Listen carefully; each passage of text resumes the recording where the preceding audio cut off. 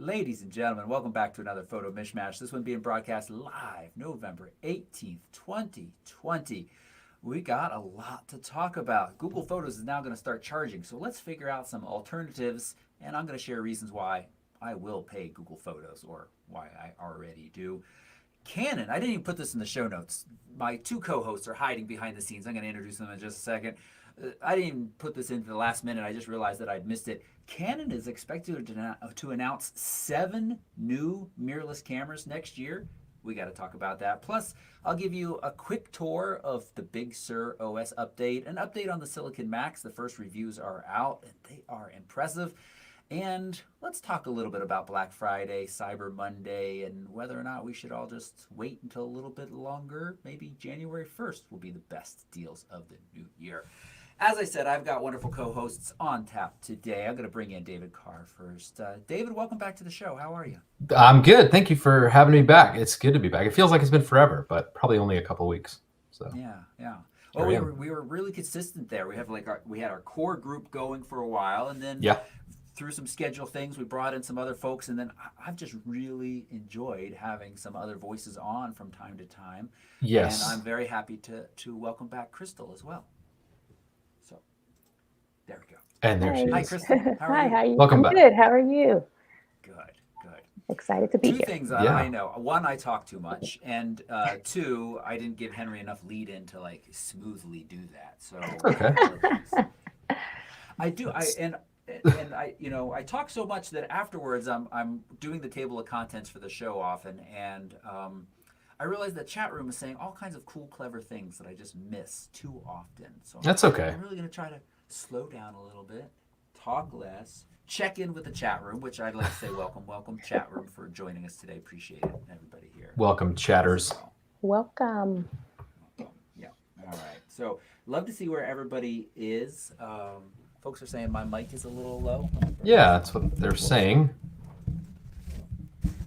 Maybe ours are too high. I don't know. Maybe it's. I don't know. I could also talk a little louder. There you go. Projection. Nice. Yeah, projection. All right. Welcome, everybody. As I said, we've got a lot to talk about. First, I'd like to just chit-chat a little bit. David Carr, what have you been up to lately? Oh, so I have pretty exciting news. I haven't posted this. In fact, I realized I haven't posted anything in a while. But anyway, I've started a kind of a part-time position at an art gallery here in Roswell, Georgia, where I live, called Vining's Gallery. They actually have 3 art galleries, 2 here and 1 in Rosemary Beach, Florida. And then they have a frame shop, and it's a pretty cool outfit. A friend of mine owns it, and his daughter and my son were friends. It's very tragic. She passed away about a couple of years ago, and but in the wake of that tragedy, he and I have become closer friends. Can't imagine something like that happening to you, but you definitely need close friendships and people you can get really real with. And so he and I have been able to do that from time to time. And I was like, man, if you have any like little position or something, I'd love to get some part-time work to kind of supplement, especially during times of COVID. And so I've been doing that. I've been working there, just kind of helping with just about everything. I am taking some photos of some of the paintings, which is fun. Just getting some really nice high-res photos of the artwork, but you can check it out. viningsgallery.com, I believe, is just the website. Some really beautiful work, and getting to actually meet a lot of the artists. It's really cool. So that's been fun, as well as a few photo shoots. So do they all kinds of art, including photography, or mostly illustrative, or like paintings and things? Yeah, so the catch is there is no photography. So they found that their clientele doesn't really buy photography as much, but a lot of really nice high-end paintings and very different styles. I mean, some very realistic stuff that looks almost like a photograph. I mean, it's convincing. And then other stuff that is way more sort of abstract, and but some very beautiful work, and some sculptures. And it's a really cool thing. And it's kind of interesting to be around a clientele that will pay for, because some of this stuff is very expensive. But I'm learning. I think this is going to help my photography, even if they don't carry photography, just helping me to see. You guys hear me say all the time, when you're editing your photo, when you're taking your photo, you're sort of painting a picture. And this has given me a chance to actually see what that looks like in real life, to see paintings and artwork. Yeah, there's one right there. And Enam was actually in town last week. I think he's from Pakistan, but he was doing an art show at the gallery, and so it's fun. Very cool. Yeah. Very cool. And what's interesting about this is I didn't mention this in the opening, but and we've talked about it on the show earlier. I talked about it on Instagram yesterday. The sky replacement in Photoshop is just so ridiculously easy now. And then I saw a headline of like, are you afraid of the future of AI-based photography? Basically, being able to take kind of a crappy picture, throw it into Photoshop, or I know Luminar is around forever. And kind of one of the gists of this article was to, move away from thinking about an individual piece where you might just get lucky and do a decent sky replacement and start thinking about more of projects and art projects like you might see in galleries where you have multiple pieces that showcase you as a real photographer and not just somebody who knows how to click the AI. Right. Well, I guess, going in and working day to day in this place and being surrounded by, some of these paintings are $40,000 and some are, some are 2,000 or 1,500, but then others, some originals, some non like reprints are pretty high end, and getting to kind of see what it is that's meriting that. I mean, granted, it can be very subjective, but just seeing a finished work that is truly excellent, that's framed beautifully, that's presented, just beautifully, excellently, it just makes me want to do a better job with my own printing and framing and presentation of my work. It makes me want to take it as serious as these photographers are taking their work. I mean, these painters, these artists are taking their work. And so I think you're right, though. I don't think we really need to fear. I think sometimes we look at a phone photo and we're like, oh, look how amazing it looks on my phone. But there's just nothing like seeing a really large print like the one you just had made of Seattle. We're a long ways from that just being something you take with your phone, and AI just makes it look that amazing when it's blown up that big. I don't know that we're going to be there anytime soon, but I could be wrong. Yeah. I saw another comment that my mic is off. You know what? I think I just fixed it. Do I sound louder? Maybe. Sound good to me. Yeah, sounds good. Don't know. Somebody told me I was hot, but I think they meant Brian Scanlon said I was hot, but I don't know about that. I think I just found my input was set a little low. I did update to Big Sur a couple days ago because one of our group members, we'll talk about that in a minute. But so maybe let me know, chats, if I sound a little bit better. I hope I do. No, people are still saying I'm really low. Interesting. I don't know why. I have made no changes other than updating. So let me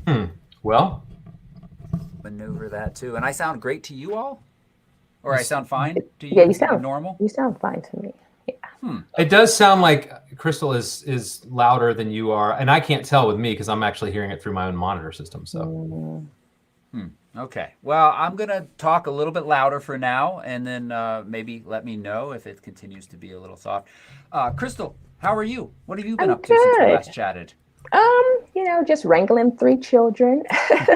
I did submit a couple photos to this newish magazine called This Detailed Life, and 2 of them got picked up to be inside the magazine. So that's pretty exciting. Awesome. That's really exciting. I saw your Instagram story about that. Tell us a little bit about this magazine, This Detailed Life.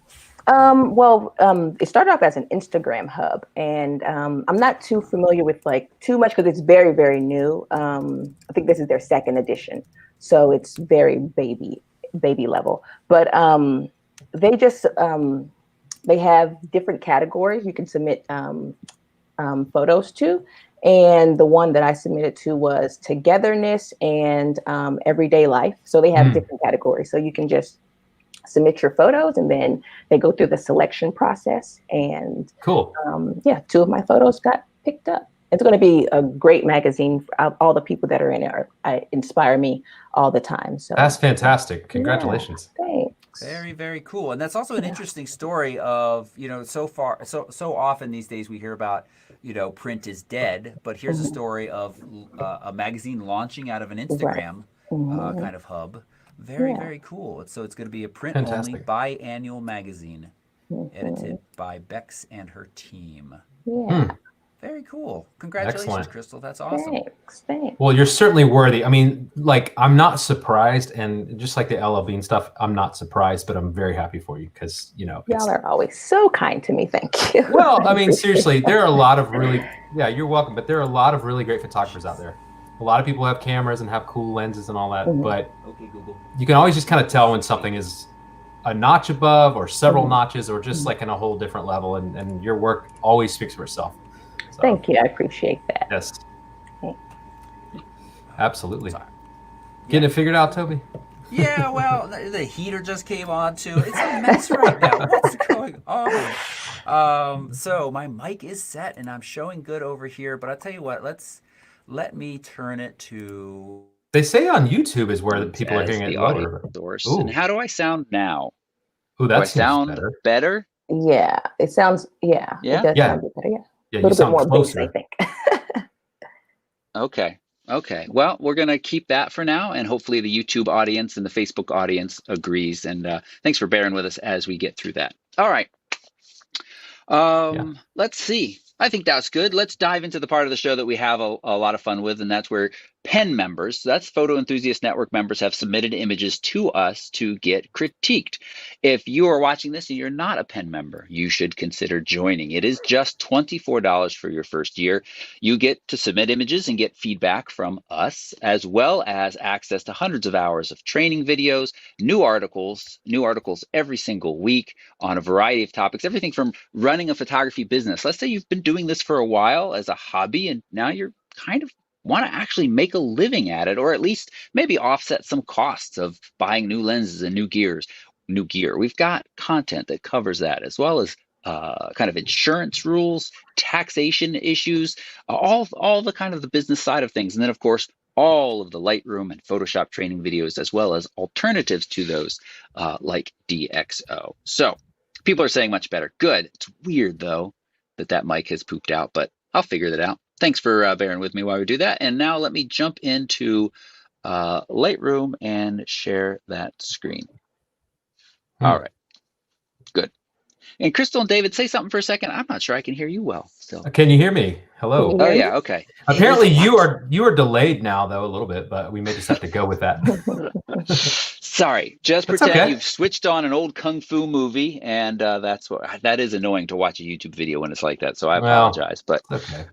Let's go. All right, here we go. First up, we have Eric Anderson's Strahan Sunrise.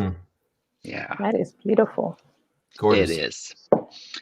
I would say it's beautiful in its simplicity, and that's just a couple of weeks ago, we looked at a series of award-winning images, and I think one of the things that we wanted to get across to people was just how simple most of those images were in kind of their presentation. And here's another one, very, very similar. Yeah, it is simple. And I think sometimes it's hard to know what to say with a simple image because it's not like there's anything sticking out like a sore thumb. It's well exposed. I like the kind of the mist on the water, and it looks like it might have been a longer exposure. I can't tell looking at the small image on the screen, but colors are beautiful. Yeah, I love the muted tones. Yeah. 25-second image you called. That is a longer exposure. Yeah. I'm curious if we went 16:9 and brought out some of that sky, kind of gotten into that pattern, because there's a point at which that gradation doesn't change a whole lot. Yeah, I was thinking the same. It might 16:9 does look nice. And then maybe, this little guy take out. It's just sitting over there, and now we just really have this kind of simple 1-2. Yeah. And then it becomes a personal preference. If you wanted to make this a little bit warmer feeling or have a little bit more color to it, Eric, you could certainly do that. But I think the way you presented it is very nice as well. Yeah, definitely. Great image. Nice. All right. Thank you, Eric. And now we're moving on. Robert Forehand. He's, again, local guy. If you don't know that, this is a picture of Mount Rainier. And I just love the pictures that get up a little bit closer to this really impressive, fantastic mountain. Yeah. And I love the leading line, like the this at the lower I guess it's the lower third, or yeah, it's the leading line. Mhm. And it kind of draws your eye up to the sunset and the mountain. And Very nice detail in the foreground. I mean, there's just a sprinkle of light on those rocks. I don't know. I'm a fan. The only thing I just would wonder, I don't know how much processing was done in the sky. Obviously, it's dramatic with the going from sort of a purplish blue down to yellow and orange. It's beautiful. I don't know if it's too much. I'm trying to decide whether it's too much. And it just in my opinion, but I like the dark. I really am a sucker for sort of dark images if they're just right, and so yeah, we hit the J key to bring up the highlights, and it is dark, but there's no areas where it's just black nothing, which is great. That's a nice job there, Robert. The only things that I'm noticing is that this is all nice and sharp focus, and even the distant mountain looks in focus too, which is pretty impressive considering it was shot at f4. But a little bit wider, so that'll give it to you. But these rocks, the really close ones that kind of curve in, are just a little bit out of focus. And I would like to see those a little sharper, or maybe clone out, or I don't know if we can crop out without losing too much of that kind of nice, the line that you're talking about, Krystal, we start to lose. Yeah, it's not bad. But yeah, and I wonder why f4, Robert. I think f8 would have done you a little bit better here. Maybe you didn't have a tripod. Maybe this is a handheld shot. But I think I would have gone to just a little bit higher an aperture to get everything crisp, foreground to background. But really nice. Yeah. Cool. All right, we're gonna move on. Adam's got this abandoned shot. Abandoned. Good name. I really, the detail of the spider web is quite nice. And yes, not all of it is in focus. Out here it gets a little funny, but that doesn't really bother me. I don't know if either of you have an opinion on that. No, that doesn't bother me. No. Okay. Yeah. I would probably, just looking at first glance, I would probably crop in from the left a little, because there's kind of this triangle that just kind of throws me off. And I just feel like you don't need that much of the web to get the idea. Yeah. Feels like that could be a stronger composition, and maybe coming in from the right a little even. I don't know. Just kind of, it's tough because obviously the subject is the spider web, but you do have some pretty cool detail in the background. It's all about composing the right lines in the right places. And yeah. Looks better. Is it in the background? It definitely feels like everything is cockeyed. And I think that you could argue that fits the theme of abandon, or you could argue that it's distracting and you want to straighten it. I just feel like when you straighten it, you lose a lot. Does that matter? Does it bother you? Now that you've straightened it, it kind of bothers me now. Yeah, but it's a good thing to try that though. I mean, I definitely encourage everybody to just play around with the crops as much as unless it just looks like you nailed it, if you feel, but sometimes it's amazing how different a photo will be when you turn it, when you squeeze it down a little. And sometimes you do it and then you're like, nope, I'm going back to where I was. But sometimes, it really helps you to just experiment with that. Yeah. I say that when I crop like that, Adam, and anybody else watching, of course, I feel like I'm losing so much of your image that fights against that. So I might go back to kind of where it was. Yeah. Cool. Thank you. All right. Sue Stevens has Autumn in Utah. Pretty. That looks like autumn in Utah. Beautiful. Those days I remember. Yeah. Are the rocks, like the white part, is that a little bit too bright? They're not blown out, but they definitely are bright and catching my attention. So yeah, let's bring highlights down just a little bit. Maybe what if we bring overall exposure down just a little bit? Yeah, that's good. I don't want any of that color in those birches or larches, whichever they are, to get washed out. Yeah. Seems like they added a bit more contrast too, which I like. Yeah. When you brought the exposure down and stuff. Yeah. Yeah, it's definitely I mean, obviously a beautiful scene with this water, these rocks, the colors.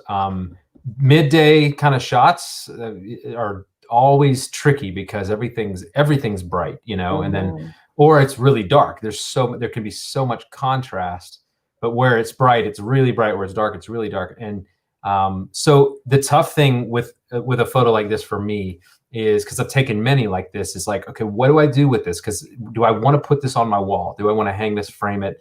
You know, speaking of art, you know, and working at this gallery now, like just looking at things through that perspective, sometimes I just wonder, okay, what's the ultimate end goal for this photo? And if it is just like, look, I want to show you how beautiful it was, even though it was the midday, then the more pure you can make it, I think, is, you know, the better.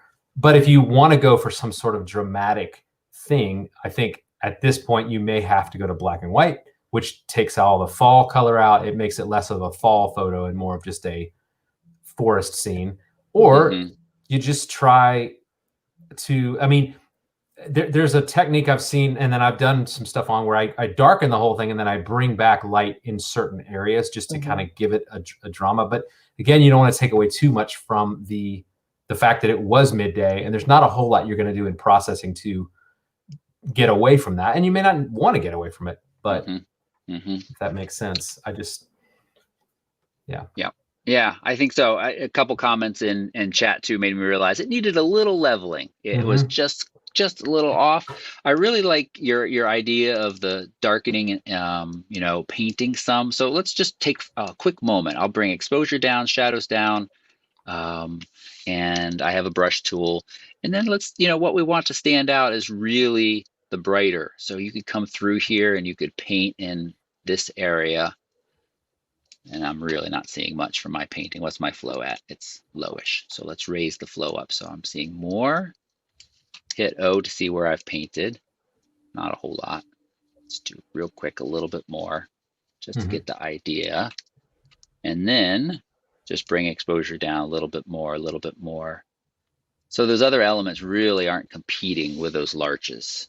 And that I don't like how much I've brought it down now. It needs a little bit more balance to find that spot in between, but I think that's nice.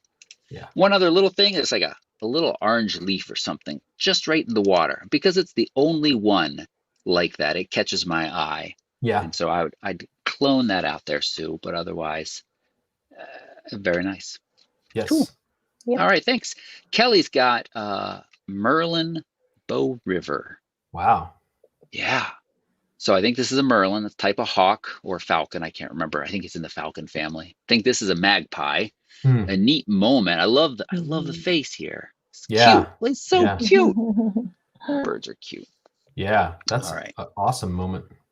But down here, I feel like we have, I don't know if it's a stick or a bird, but it looks to me like a bird going, oh. So, yeah, I wondered immediately if we should just, if you should crop that out, but yeah, let's crop. And we're not doing this, Kelly, just to get rid of your watermark. But yeah, come in a little bit tighter. Yeah. And I like that you can see what it looks like. There are birds in the background. I mean, I don't know if that's what they are. Yeah, maybe they are more birds. Of the story. Or llamas. I don't know what they are. They're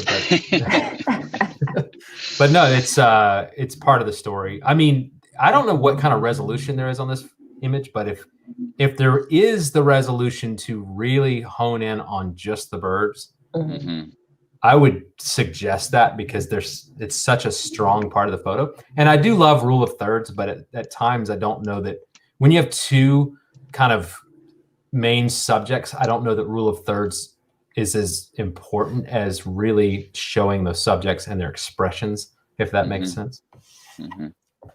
So something as drastic as this, and we don't, in what Kelly has provided us, we're definitely lower than I would recommend cropping for anything that you'd want to print. But for the sake of education and learning here, something. Do you think a vertical works? I like the vertical, and I think you could probably come up from the bottom again and lose a little bit of that.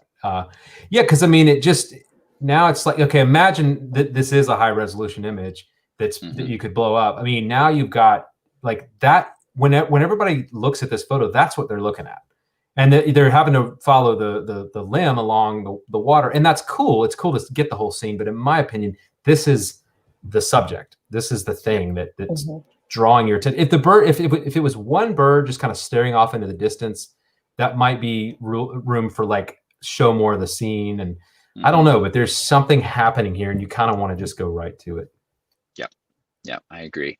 And Kelly, if you submitted one that was fairly low resolution, starting to get on the small side, if that's the best you have, then this might be a good candidate for going in and doing some careful noise reduction and or sharpening with Topaz. I'll just do some real quick right here, because I definitely see a good bit of noise back here in the background, and the details, some of the details on the Merlin's feathers feel a little soft. So just up the sharpening just a little bit. And then the masking, a trick for the masking, hold down the Alt key. And as you drag, the areas that are black will be not sharpened. So I want basically everything but my bird detail. So I can really bring that up pretty high. And that will not exacerbate the noise in these areas, but it'll allow some of that detail to show through in the bird's feathers. Yeah. Cool. It's a cool shot. It is. It's a neat moment captured. We got one more. This is my fault, Dolphus.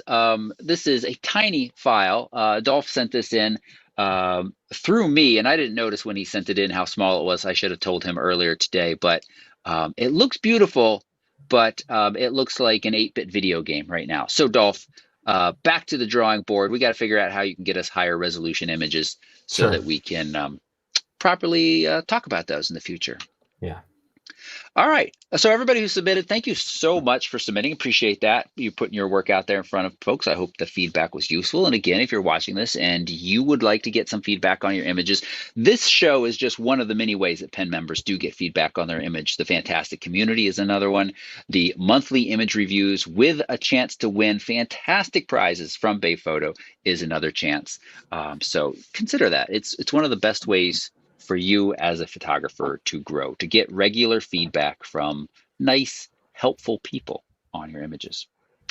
Real quick, I brought this up because this is my epic print, and I hung it last night on the wall, and I was really nervous about getting it level. It actually turned out really easy. It comes with mounting hardware. I found my level in the basement, and then it was like really 4 minutes worth of work, and it was on the wall. So, but I was curious. After man, I cannot believe I showed, if you watched Instagram last night, I took the camera right up to it. And the problem is the camera on the phone gets blurry. The detail in this shot is so incredible. That's cool. I wondered, as we were talking about the sky replacement, so anybody who watching, edit sky replacement is what we've been talking about. And I wonder how it'll do with this image. I am working on a smaller version of this. Well, wow, not bad. It does a nice job. It's incredible. It really is. Yeah. And what's nice about this is it outputs it to a new layer, or you can choose duplicate layers or new layers. So it gives you a lot of control within this. So obviously, if I hit OK, the foreground doesn't really look like it's under a night sky. So now you could just go to something like filter, camera raw filter, and real quick, it's showing the whole image, but of course when we come back, let's just blue it up and bring overall exposure down a good bit. So 2 sliders real quick, and we hit OK, and we come back, and well, actually it didn't do quite as good a job. Now it's a little bit more of an abrupt change, isn't it? But yeah, with some tweaking, I mean, yeah. And the other one I showed on Instagram yesterday was this one, which it just kind of blows me away because of all of the little details in this dead juniper branch. So it's stuck on the same night sky picture. And I meant to, let me bring up my Instagram right now and say what I put a poll up of what people suggest, whether or not this was cheating. Let's see. And so right now we are at, most people say no by about, I could just share the reason. I can click it. I don't have to do math. No is 58%. Let's come back to us here. No is, you can't see. No is 58%. Yes is 42% for whether or not this is well, whether or not you will use sky replacement. So out of my audience, almost 60% say no, they are not going to use sky replacement. In reading in the comments, a lot of people, and this is, we kind of had this conversation before, so I'll start to wrap it up. But a lot of people were like, I might use my own sky picture. Yeah. As a, I don't know, Krystal, David, either of you have opinions on this? I do. Sorry, go ahead. No, you go. Sorry. I was just gonna say that I did use it once on one of my photos recently, and just because the sky was just a little drab, it was like a cloudy day. I just wanted to like give it a little bit of more interest in the sky because it was a big part of the image, and so I thought it was helpful. I wouldn't use it all the time, but it is a nice tool to have. Yeah, I had a thought about this that, like, I could see if I was submitting images for something like what you do, Krystal, like to a magazine or something like for advertising or something where they already do a bunch of compositing anyway, you know? I mean, there's so many things where you look at advertisements and it's clear that this is not exactly what they photographed. They added this in there. At that point, I don't care.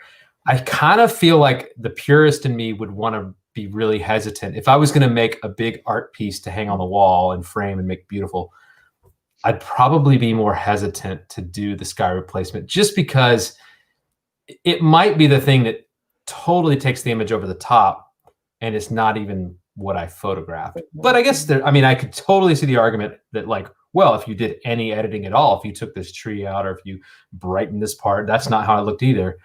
It just starts to feel like a different thing when you replace an entire like massive element of it's almost like if there was this cool photo of the street that I took at night and then I superimposed a really cool car in front of it. It's like, oh, that's awesome. Yeah, but the car wasn't really there. It just starts to feel like, well, what am I doing? And that's just my taste, but I could be talked out of it. No, I think that's right, and that aligns with a lot of the comments. Most of the comments saying, if I did this, I would be pretty clear that I replaced the sky or I made a composite, or at the very least, I wouldn't try to pass it off as a seamless image. Brian Scanlon makes the point that it's your art, do what you want. He thinks it's better to replace the skies with your own shot, which I agree. I mean, I think I think you could make the case that it is your art. You can do whatever you want. But I wouldn't want to make a habit of it where it's like every photo I share is like, I've replaced the sky. So it's like one wow factor after another, and then start taking credit. And look how amazing David is as a photographer when like half the skies weren't even mine. I don't know. Right. Yeah. When I did it, I did put it in my caption because I posted it on Instagram that I was like, have you used the new Photoshop sky replacement? So I made it clear that I had replaced the sky. So, I mean, as long as you're not what he said, not trying to like make it seem like you did that on your own with your camera. I don't know. It's a slippery slope because I've probably done a million things that fall right in the same category, but right. I don't know. This is new stuff for us. We're not used to being able to do these things. So. Right. And they make it so easy. Yeah, that's right. That's right. And I know Luminar has been around for a while and has made this available, but now, that's a separate program that I've never bothered to buy. This is in a program that I use on almost every image anyway. And so having that one click, like boom, boom, I guess that's 2 clicks or 3 clicks, whatever. But a 15-second process, seamless. Yeah. It's pretty amazing, and I think it's gonna happen more often. As I said, people can do whatever they want with their own art. Sure. The biggest thing though that bothers me is when I'm using images online for kind of scouting and figuring out and being like, okay, I want to go to this place. What would the Milky Way look like? And I Google like Milky Way, Horseshoe Bend, and there's all of these composites that that's not where the Milky Way comes up. So you can't rely. You got to stop relying basically on images online to do your kind of searching. Absolutely. And that's where PhotoPills is nice. Yeah. I don't want this to sound like whining, but I'm just curious from you two, how was your Instagram engagement? Is it been fairly consistent? Mine jumped up briefly. Like I was like, oh, this is kind of back to the old days. And then after 2 images that did really well, then it was like right back down to the kind of Hmm. Yeah, Have, I have noticed you that. seen? Yeah. Yeah, I think it was like maybe last week, like I posted a couple images back to back and they got pretty a good amount of like likes and stuff. And then like maybe 2 days later over the weekend, the engagement was super low. So I didn't know what that was about. I don't know if it was just Instagram because I also couldn't see like my activity either. So I'm thinking maybe there's like a glitch in Instagram or something. Interesting. I don't know. Yeah, I haven't posted anything in a while. I've realized that today. I was like, I gotta post something. The problem is so many of the things I've been photographing lately, students at a school, I can't just post their photo. I need to get permission from their parents and so, which I would never post it anyway without it. There've been so many things lately where I'm like, oh, I'd love to share this, but I don't really have permission. But I have noticed that it is interesting because I feel like sometimes the amount of engagement I get based, proportionally on the number of followers I have, it feels quite low at times. And I guess sometimes it depends on what I'm posting. If I post a picture of a headshot, of course, I'm not going to get like massive applause on that. But if it's Horseshoe Bend or something, yeah, of course, because it's just instantly people see it and they recognize it. But I don't understand all that stuff, the algorithms, and I probably just need to be more engaged myself. Yeah, engagement definitely helps. I noticed that if when I post something, I've learned that I should like maybe before or after, like right immediately, you have to engage with other photographers as well so they can come back and engage with so engagement does play a huge part in it. Because I was like last week after my images that I posted that got a lot of attention, I wasn't on Instagram as much. So after I posted the next couple of days, those images did not get engagement as the other two. So I think if you're not engaging, somehow Instagram knows that. Yeah. And so they don't put your images up at the, I guess, highest level or whatever. See that, yeah. It really does seem like you get punished for not engaging with others and also taking breaks from posting from time to time as well. Right. Which, and I'm somebody who's produced 2 videos on how to do better on Instagram, and so you would think I would know and have, but it seems like sometimes behind the scenes somebody just turns a little dial and we are we suffer the results. I also have to just complain about a minute for the new update to Instagram, which has taken away, if anybody's looked at their Instagram in the last day or two, the update now you have, let me get into it. Again, you can't show, but the shopping and the reels is now down. Oh, the shopping and the reels down here at the bottom now. That's shopping. Yeah, I didn't like that updated either. I noticed that, yes.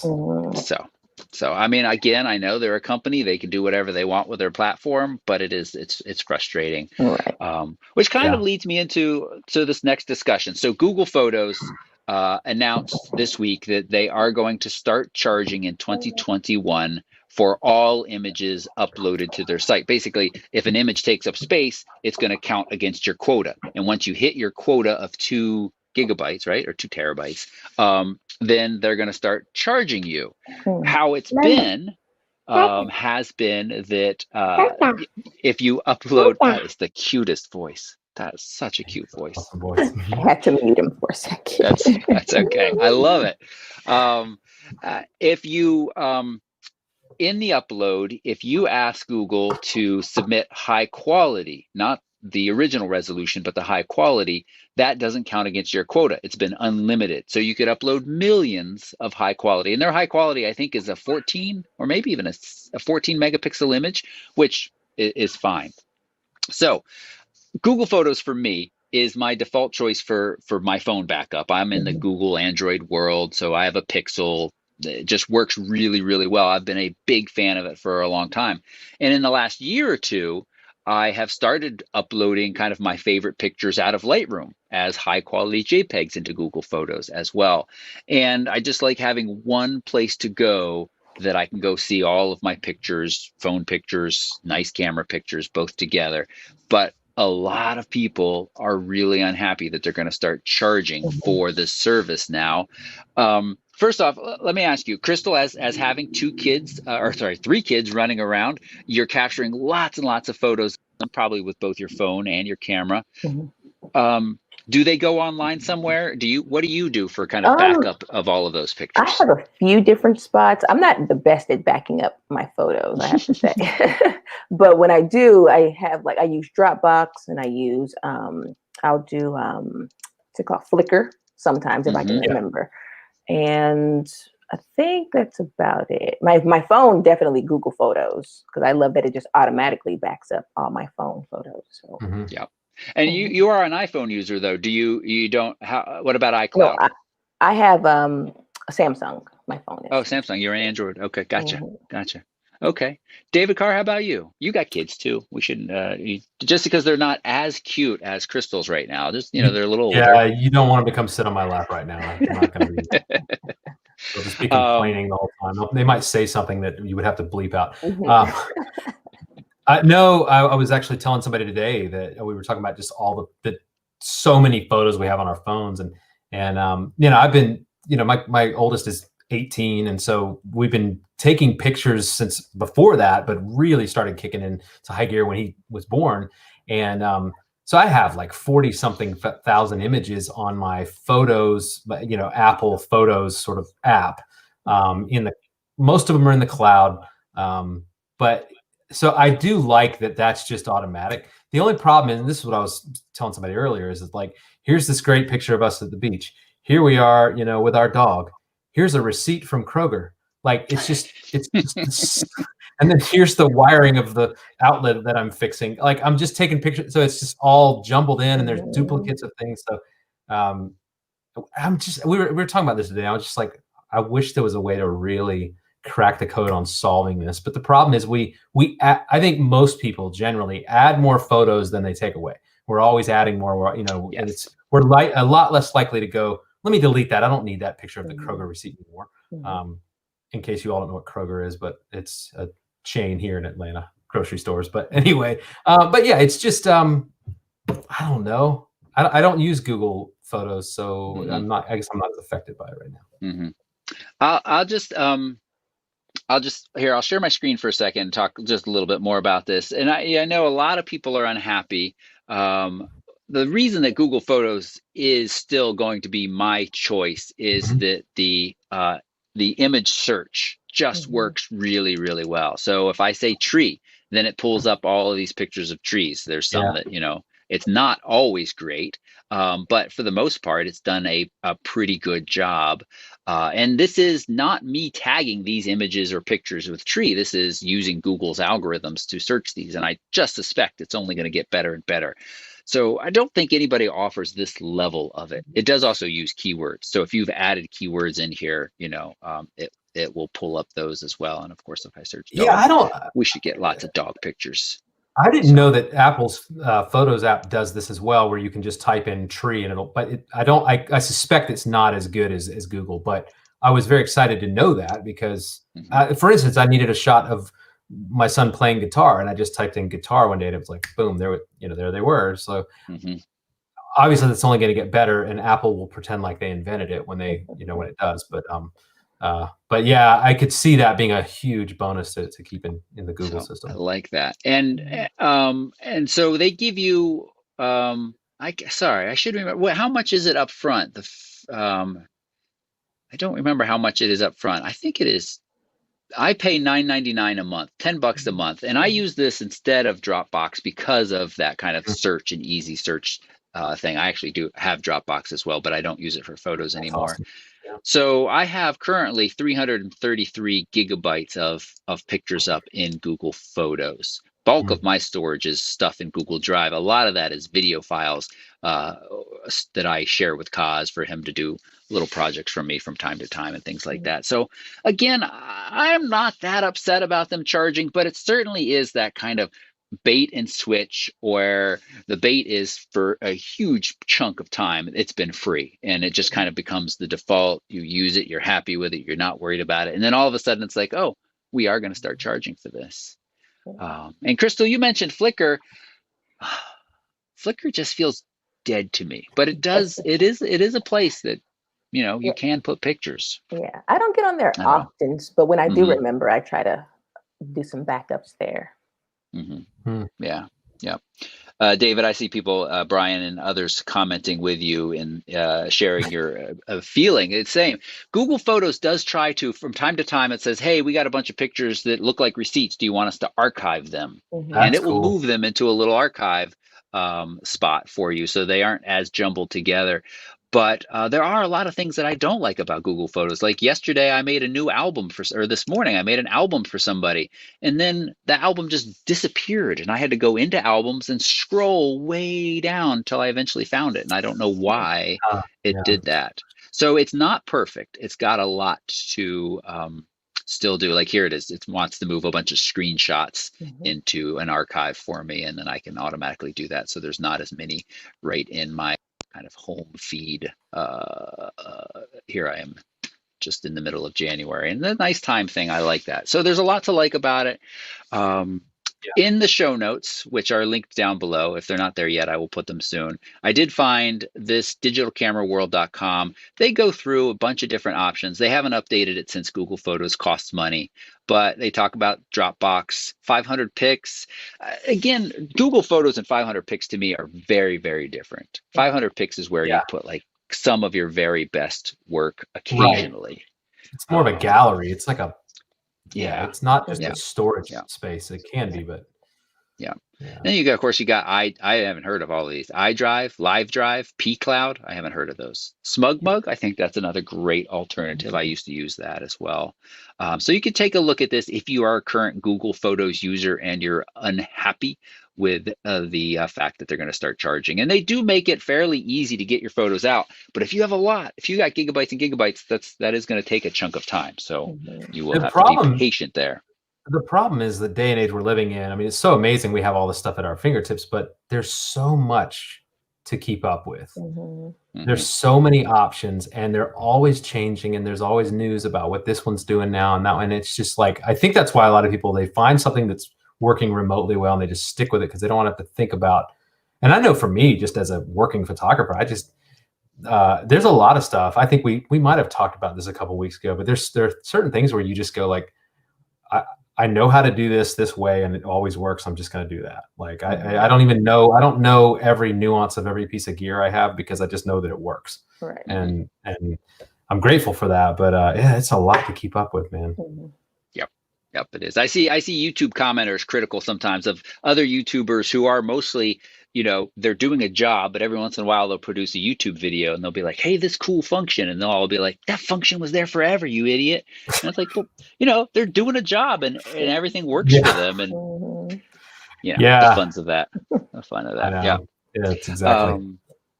Let's move on real quick. I said I was going to give a tour of Big Sur OS. So this is Apple's newest operating system that is designed to work both on the Intels and the new Silicon Macs. We talked briefly we talked for a bit about the Silicon Macs last week. They announced Mac Mini, a Mac Air, Mac Air, and a MacBook Pro. And all of those are capped. The two laptops are capped, and I think the Mini too, at 16 gigabytes of RAM right now, which for professionals working heavily in Lightroom and Photoshop, 16 is really the bare minimum. So we're not too excited about that. But the early reports from these machines, from the reviews, is that they are fantastic. That's good to hear. So it is good to hear. Let's see. I was complaining last week, feeling like Lightroom was a little bit slow. I was actually helping a client online. I do one-on-one Lightroom help, and I just noticed how incredibly fast their Topaz sharpen was. Way, way faster than mine. And we were commenting it. They've actually spec'd out a Windows machine. They do Flight Simulator too, so they have a really nice Windows machine. But when you make your adjustments in Topaz sharpen, my little percentage slider goes like 1, 2, 3. There's went right across. Amazing. And I thought, maybe it is time for me to really start thinking seriously about a new machine. This is my job after all. I've been doing more video editing since Kaz moved away. Sure. And the last couple of videos I've edited, I really just felt like I move something and then I wait, and then I move something and I wait. Yeah. So I'm not going to get a new iMac right now, though, because I think these Silicon are coming sometime early next year, I hope, and that might offer a nice option. I did. Nick Page was in the chat last week and reminded us all that Puget Systems here in the Northwest makes really nice machines, and I went and looked at some of those. They are very, very nice, and you can get massive amounts of RAM, massive amounts of GPU RAM for not too much, about the same price as you would get an iMac. And so I do that upgradability appeals to me. Yeah, but definitely. I don't know. But so let me just real quick. So it's kind of the start of the conversation was, well, somebody in our pen community was also frustrated about how slow Lightroom was after this last update. They reached out to Adobe and had a one-on-one with Adobe, and they said, "Hey, update to Big Sur. It's going to run much better." And that to me sounds like a kind of, "Hey, it's not our problem. Go do this, and then it'll be magically better." So I updated to Big Sur. I don't usually do it right away because I'm always nervous about something going wrong, like maybe the microphone issue. But it seems about the same. It's definitely not worse. It might be a little bit better, but it's not anything significant. Have either of you updated to Big Sur? Yes, I did, and it feels faster. I don't know if Lightroom feels that much faster or not. But everything, I felt like my computer, even though it's only a year old and it's like super souped up, but it still felt like it got little glitchy stuff going on here and there. And it feels like much smoother now. And the editing stuff, it's hard to say. I haven't dove into some serious editing yet. I actually did some pretty heavy editing yesterday on a few photos, and I was getting the beach ball every now and then, but I just feel like that happens no matter what I do as far as how fast my computer is. I mean, I've got 64 gigs of RAM in this thing, and it's a super fast 10-core processor, and I still get the beach ball. So I just feel like sometimes that's the software more than the computer, because other things this computer does are just like lightning fast. So I don't know, but I do like Big Sur. I like the look of it. I'm getting used to it. I'm a fan. Yeah. So I'll just real quick, Krystal, how about you? Have you updated to Big Sur? Well, I edit mostly on a PC that I built. So I assumed, I don't know why, but I assumed you were a Mac person. I have a MacBook Pro, but it's really old, and my kids have destroyed it, so I don't use it too often. Got it. So yeah, you're on the PC now. Nice. And have you been happy with Lightroom's performance lately? I mean, it's been a little slow, but it's been a little slow. But I did just recently upgrade my RAM, so it's performed just a little bit faster. Gotcha. Nice. Yep.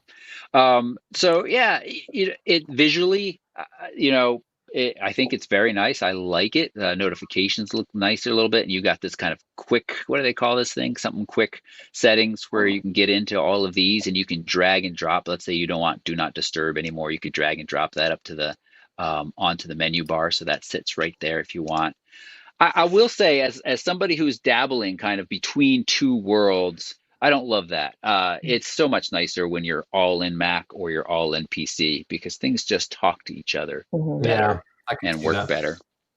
And the only difference that, inside Photoshop and Lightroom is, like kind of the little dialog boxes. The way this dialog box looks now is changed. I haven't seen any other real major differences. I will say that I go between Safari and Chrome depending on what I'm doing, and Safari does feel snappier to me now. Yeah, and maybe that's the main thing I'm feeling, is that it feels like websites are just loading quickly, and I don't know, it feels like they cleaned up the whole system a bit. And maybe that's just an appearance thing, but yeah. Brian Scanlon's mentioned he got the best iMac you can get with the lowest RAM installed, and then of course put his own RAM in. That is a great way to save money. I am worried that in the future, because of the way these silicon chips work, the RAM is right on the chip, that will be taken from us and won't be an option moving forward. But then the advantage is you have this massive amount of RAM that's right there on the chip. This is why one of the reasons why they're seeing such huge speed improvements. It doesn't have to go out through the bus and through all of the different parts of the motherboard. It's just right there. And that RAM is also shared by both the GPU and the chip itself, which is apparently pretty efficient. That's cool. So it's exciting for the future. It's a huge change. I mean, it is a completely different hardware operating, at the hardware operating level, and for them to, what sounds like, have made a very smooth change is good. If you're a hardcore Lightroom and Photoshop user, it's not until sometime next year that those apps are going to be rewritten to completely take advantage of all of that. In the meantime, you're going to be using them through the translation system. And all reports so far is that it does a remarkably good job, and people are finding very little bugs. So that's good. Cool. That's good. Yep. Okay. 7 new Canon cameras next year. 7. Gosh. Let's go over those for a moment and talk about each of these. And Krystal is our current resident Canon camera expert. So we'll get her opinions here. All right, first up, actually, these are, I think, in no particular order. These are just listed here. We don't know what is going to come first. A new entry-level camera to replace the EOS RP. The EOS RP, of course, is Canon's very budget-friendly full-frame camera. It's currently selling for $999, fully articulating screen, full-frame sensor, of course. And that's about all that I could say about it. It's cheap, it is full-frame, and it's got a fully articulating sensor. But to get to that $999 price tag, they made it pretty slow. They used an older sensor, so it's not my favorite camera. But they're going to replace it, and they're going to replace it with something that's going to be even cheaper. Now, I wonder if it's going to be cheaper than what the RP was released at. I think the RP was released at like $13.99, so maybe it'll come in a little bit cheaper. I can't imagine it being under $1,000. Right. Krystal, you've got the R5, and I assume you use as a backup a 5D Mark IV, Mark III, Mark IV.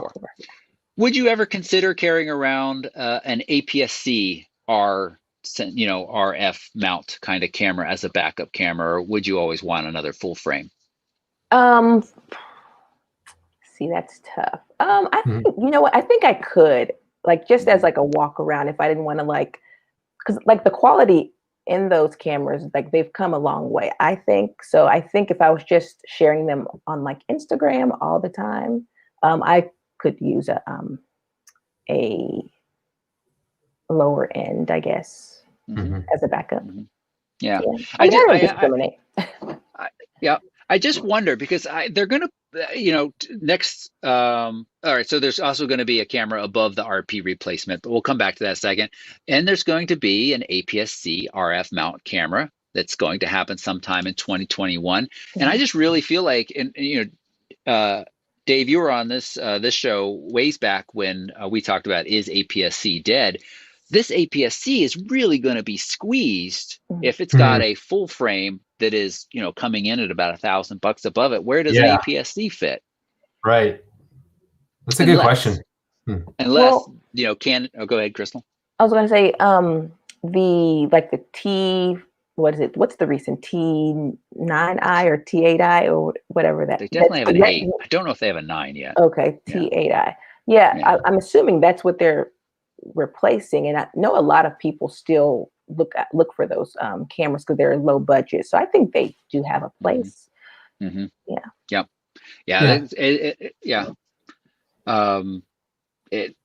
only other thing that could really help an APS-C RF mount is if it's like a 7D Mark II kind of style. So if it's a very high-end APS-C that's like sports and action oriented and built like a tank.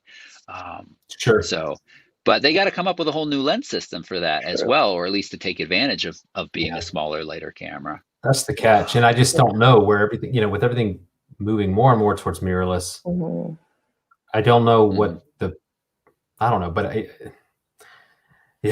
don't know. Once I switched everything to full frame, I was just like, I don't want to look back because not to say that those aren't capable cameras at all. I just, I'm already, as a full frame owner, I'm already like feeling that itch of like, man, it would be so awesome to someday have medium format, like to just be able to jump to that. And so definitely looking back, but to Krystal's point, I think, there are a lot of people who they just want to go to Costco and get like a $300 or $400 little kit for Christmas or something for their child or their friend or whatever. And so, I mean, I don't know.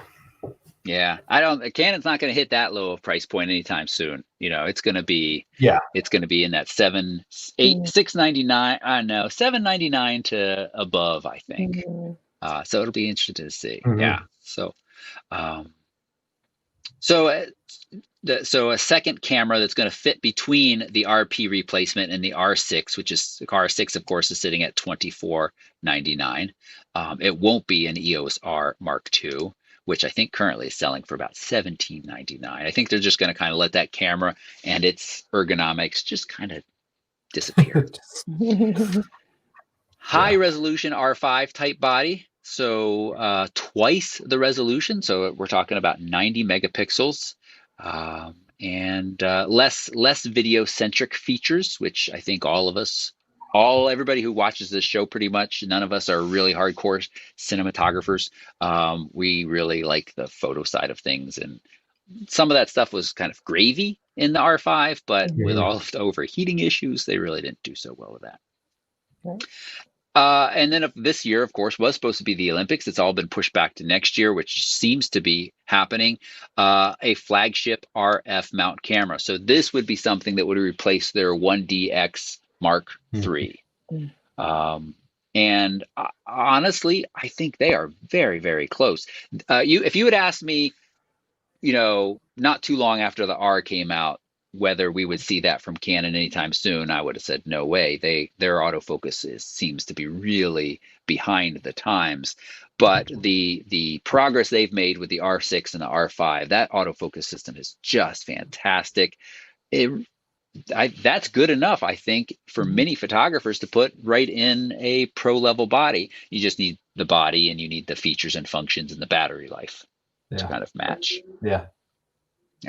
And then, as I said, I don't think any of us really care about this cinnamon flavored camera, a cinema EOS camera with an RF mount. So that's a lot of cameras. Will we see all of those cameras in a year where we're coming out of a pandemic? We're still not sure quite how long it's going to take people and economies to recover. I don't know. I think that I would be surprised if we see all of these, but it's exciting that this is the plan. And where will we go from here? Yeah. One question I have after looking at this is we currently have an APS-C Canon mirrorless system, the EFM mount cameras. Are they done? They don't feed into the RF. There's no compatibility. There's no interchangeable lenses, other than the fact that you could get an adapter for the EFM and use your EF lenses, and you can get an adapter for the RF or for the R camera and use. But you can tell that's messy. Yeah, adapters, man. I mean, I don't know. Again, I'm a purist. I don't want to have to use an adapter any more than I have to. So. Yeah, I used them for a good bit of time, and it was fine bridging that gap. But as you can move away from using them, and then you're working all natively, it's pretty good. Yeah. Okay, we're going to start to wrap up. Black Friday, though, we want to talk a little bit about this. Both of you were on the show, I think 2 weeks ago, when we said, what are you looking forward to, next year or under the Christmas tree or in the holidays to pick up? So we've answered that already, but is there anything that you are kind of on the lookout for over Black Friday that you hope to score? Good question.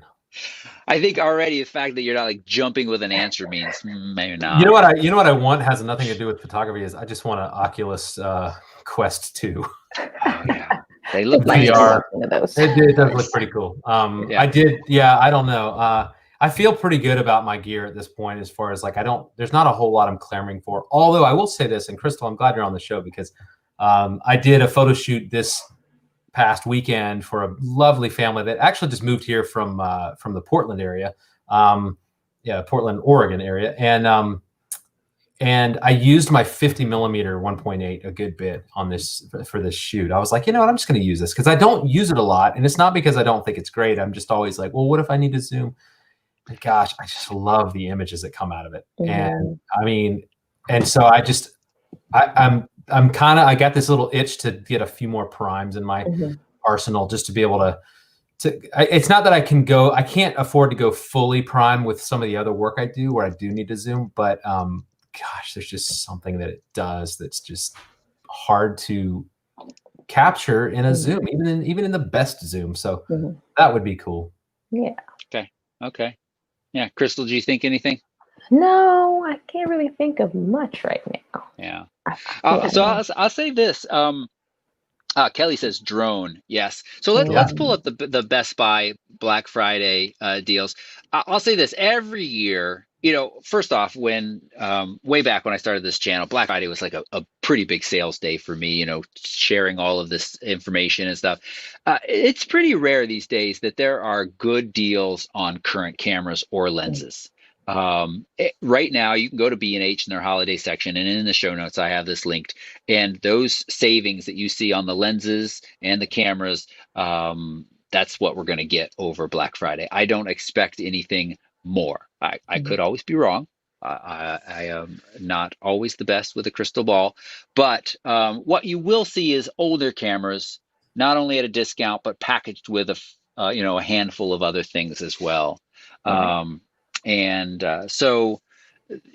you've got some, the EOS M50, which we mentioned as probably being kind of a dead end at some point here, is down to $550. I don't really care. I don't like the camera. Here's that ERP at $1,000. The Sony vlogging camera at $700. That's that 1-inch sensor. The older GoPro down to $300. And so these are all discounts that are already around. Oh, look, the R is going to be down to $15.99. So a drop of another $200. Okay. And it tells you that's not available yet. So it's nice for that. There will be always good savings on SD cards. And then you get down into the drones. Kelly mentioned this, other little bits and stuff. It's interesting that the Mavic Air 2 is not on here. Now, that came out earlier this year. I think it's selling very well. I would expect to see a slight discount on that, no more than $100. I could be wrong. It could not show up at all. And it could just be these older drones, the Mavic 2 Pro, which now is over 2 years old, I think, and the Mavic Mini. That's not the Mini 2 that just came out. And then there's some other drones, but we don't talk about those because they're not good. Does it feel like the deals aren't quite the deals that you think they're going to be a lot of times? I mean, it's like, it's not like it's these things are like half off or something. Right. I don't know. And I'm a big believer. I like, obviously find the deals, but I am a big believer in buying used equipment if it's very slightly used. B&H is wonderful with their used department. And a lot of times they have refurbished gear that pretty much means it's never been used. It's just a little bit, it just came out of the box. I actually had a catastrophe happen last week when I was photographing this family, and my speed light, my Nikon speed light, was on a stand in a softbox. We were on a dock over a lake. Speed light fell off the stand. Oh no! It wasn't actually attached. I don't know why. Just maybe in the frenzy of it all. It didn't go in the water, thankfully, but it broke the diffuser off, like the one that sticks down inside of it, and all that. And then it really didn't work right after that. It would flash, but it wouldn't work with my triggers. So I was like, I think I just need to get something better. And I ended up picking up a Profoto A1X the other day, and got it. It was used, not used. It was in the used department though, but it was basically an open box. When I got it today, the stickers were all on it. Nothing. It hadn't even been touched. And I got this and an extra battery for it for less than the price of a new one. Wow. And it's just like there are ways in this world of camera gear, there are ways to save money that don't always include Black Friday. So yeah, that's a great point. And I bought that Mavic 2 used, back at the beginning of this year, and saved significantly on that as well. Yeah, that's right. I remember that. Yep. Yeah. Speaking of used, did you see this Carr? The Nikon lens an hour ago. Refurbished I saw on it an hour sale. ago. It can be yours. This is manual focus only, right? Is this manual focus or does this autofocus? I can't remember. I don't know. At that point, it better do the laundry. I know. I saw that today, and I just thought, okay, Nikon, this might be why your Yeah, numbers are in manual the focus tank. design. You're I know. investing your research and everything into that, and not into like, I don't know. Yeah. Just Yeah. So yeah, it's right within the reasonable range now. Yeah. exactly. Oh my gosh, I can save $500. Yeah. So just yeah, I think it's great. People should temper their expectations, the deals that are out there now. And I'll say this too, I'll probably send out a newsletter and be like, well, first off, awesome deals on SD cards. That's what we'll see. And they'll be like $4 or $5 cheaper. Pick up a couple and save yourself a little bit of money. Yeah. My experience in the past has been that we do see after the first of the year another decent drop in lens prices. Again, though, this year it's hard to know for sure what the camera manufacturers are going to do because it's so different. And I can't imagine that there's going to be a huge drive for lenses. So many photographers have just been not really working this year, at normal numbers. So things to keep in mind. Don't get too excited about it. All right. Dolph wants to know, when will the Nikon D850 successor be announced? I don't think so. I mean, I'm imagining, it's probably going to be first quarter of next year. I don't know. It's got to be soon. But then again, I don't know what to do about that, Do they? I mean, because I don't know if Nikon has, but Canon has basically said, we are done with our non-mirrorless systems unless there's huge consumer demand that drives it back up. Has Nikon said? I mean, do we expect more DSLRs from Nikon? I mean, they haven't said, but I can't see a successor to the D6. I mean, that just came out last year or earlier this year. Those usually, the flagships usually go for 3 years or so before they update them. I can't imagine 3 years from now there's going to be another. And if that's the flagship, I don't know how much they're going to be investing in the non-flagships. The D850 is a stunner of a camera, but at this point, it's still an amazing camera. But at this point, if you're trying to go to the next, like if you today you wanted to get the next thing, I mean, I would say wait a little longer. But now that the Z7 II has 2 card slots, you're in the mirrorless world at that point with the same resolution as the D850. Not quite the autofocus system, but still pretty darn sweet. And it just, at this point, I don't know the reason to stick with the DSLR system in the Nikon world. It just doesn't. You're not getting anything other than the optical viewfinder, which some people prefer. I get that, but I just don't see the advantage anymore. And I don't know. Maybe I'm sure they'll come out with something, but then again, I don't know. I don't know how. I'm not sure they will. Yeah, actually, I shouldn't say I'm sure, because they came out with the D7 80. Yeah, that wasn't long ago. Yeah, but I don't know how that's doing. I'm wondering, who's buying that, and there's so much debate online about switching to mirrorless, not switching to mirrorless. But I'd say that buying a D850 today gets you a lot of megapixels, almost the Z7 level megapixels, but at a reduced cost. But then, of course, the drawbacks of it being not mirrorless, so no EVF, no fancier video features. It's a heavier, bigger. But not to mention the Z glass is just superior. It just is. And that's not to say the F glass was bad at all. I own F glass. I love it, but that Z glass is unbelievable. And it's a big pill to swallow, but once you start to switch into that, you will be like, holy cow, this is like, it's taking my work to another level. And of course it takes a photographer to really get it there, but the equipment certainly can help. So, yeah. All right. Cool. Good. All right. That was a good question. I didn't see any others in the chat that was that we need to address. So we're going to wrap this show up. And David Carr, thank you so much for joining us today. Really appreciate it. Yeah. Thank you. Thank you. You can follow David right there at DavidCarr_photo to see what he's up to from time to time and see. I got to tell you, that family you photographed, I saw you posted on stories or something. And I don't know, I just clicked over just to see a little bit. Her name was Laura. Her husband's name was Joe. Right. Our good friends that live out here near Oregon are named Laura and Joe. Okay, cool. Yeah, it's like Laura. Small world. Small world. They seem like a really cool couple, and that couple of the little behind the scenes pictures that were posted looked awesome. Yeah, it was beautiful. They were a really wonderful family. Nice. It was a great experience. Nice. Yeah. Good. And Krystal, thank you so much for joining us today. Really appreciate it. Thanks for asking. Had a good time. Good to have you on again. Yeah. Yeah. So you can follow her at Krystal Weir Photography. And she not only is a fantastic photo, she has 3 beautiful live-in models. Those are her children. So just really, really full of great, cute pictures. So go follow her as well.